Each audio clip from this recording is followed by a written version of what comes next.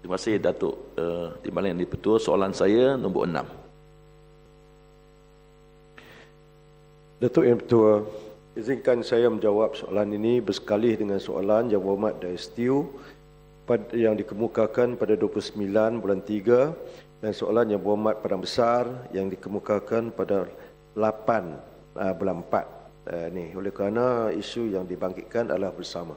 Baik.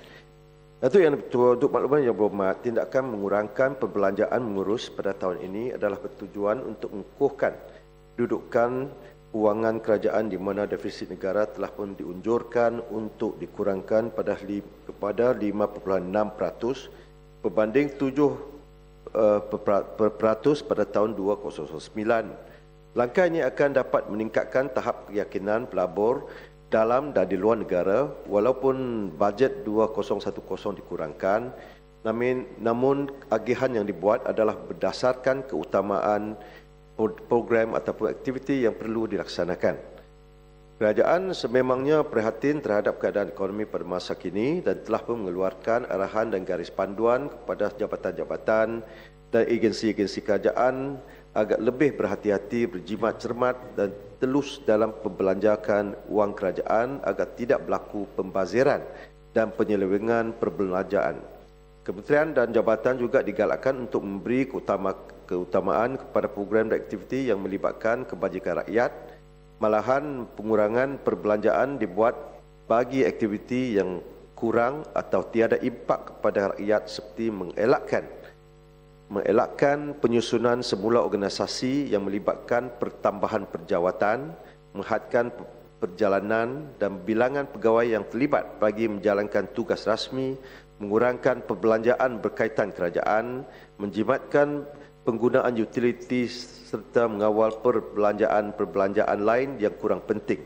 Walau bagaimanapun, program seperti bantuan, subsidi dan insentif masih diteruskan. Datuk Yang Bertuah, Kementerian Kewangan tidak menetapkan mana-mana program anjuran pihak kerajaan untuk diperhentikan. Malah Kementerian Kewangan memberi kelonggaran kepada pihak kementerian mengenai pasti program-program yang lebih penting untuk dilaksanakan terlebih dahulu bersesuaian dengan peruntukan kewangan yang disediakan. Langkah ini merupakan masa yang baik bagi semua kementerian dan agensi kerajaan menilai semula semua program dan aktiviti sedia ada dan menyusun semula program dan aktiviti masing-masing dengan memberi keutamaan kepada program dan aktiviti berimpak tinggi kepada rakyat, terutamanya kepada golongan miskin dan yang mudah terjejas akibat perubahan senario ekonomi dunia. Sekian, terima kasih.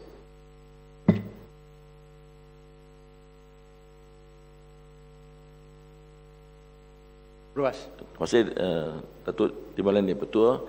Ingin saya menanya Menteri, oleh kerana pengurangan peruntukan, rakyat sekarang tidak tahu apakah kalau mereka pergi ke hospital, apakah jenis ubat-ubatan ataupun peralatan kalau ada pembedahan yang dilakukan yang mereka perlu bayar. Dan pada masa yang lepas mereka hanya perlu bayar secara nominal.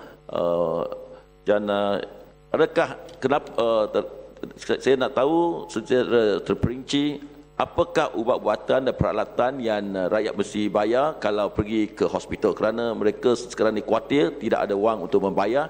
Dan kenapakah kerajaan kalau tidak ada wang membazir 10 juta untuk menubuhkan klinik satu Malaysia semata-mata untuk kita kata slogan satu Malaysia.